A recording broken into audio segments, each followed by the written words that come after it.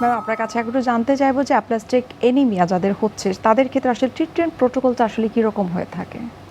Aplastic anaemia treatment protocol mainly ওই সিভিয়ারিটির উপর ডিপেন্ড করে। নন সিভিয়ার হলে lifestyle modification, blood transfusion therapy, antibiotic আর ভাইরাল অ্যান্টিফাঙ্গাল মানে কিছু ড্রাগস। আর যদি সিভিয়ার বা ভেরি সিভিয়ার অ্যাপ্লাস্টিক অ্যানিমিয়া হয়, লেস দ্যান 40 ইয়ার্স হয়, তাহলে সম্পূর্ণ নিরাময়যোগ্যর জন্য আমরা বোন ম্যারো ট্রান্সপ্লান্টেশন করতে পারি।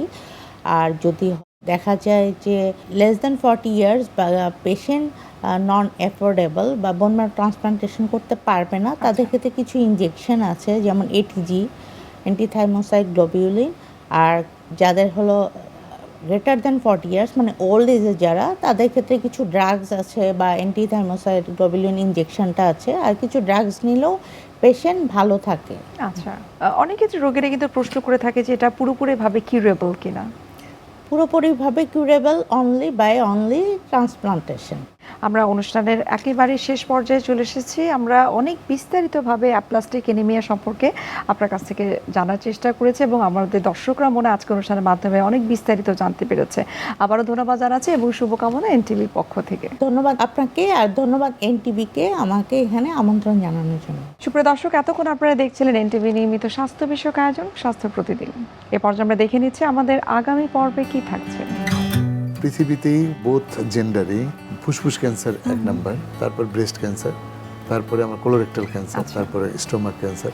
আমাদের এই যে র্যাঙ্কিংগুলোতে, এই র্যাঙ্কিংগুলো আমাদের ইনসিডেন্স ওয়াইজ করা, যে কতটা প্রতি বছর আমরা কত নতুন রোগী পাচ্ছি, সেই রোগী পাওয়ার উপরে এটাই আগে।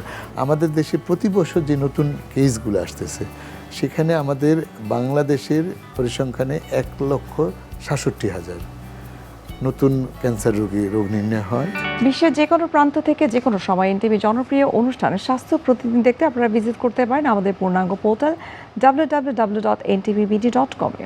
এছাড়াও এনটিভির জনপ্রিয় বিভিন্ন ধরনের অনুষ্ঠান এবং সেই সাথে নিউজ আপডেট পেতে আপনারা ভিজিট করতে পারেন আমাদের ইউটিউব চ্যানেল এবং ভেরিফাইড ফেসবুক পেজে। দর্শক, আজ এখানে শেষ করছি। দেখা হবে আবার আপনাদের সঙ্গে। সে পর্যন্ত আপনারা সবাই ভালো থাকুন, সুস্থ থাকুন এবং সব সময় এনটিভির সঙ্গে থাকুন।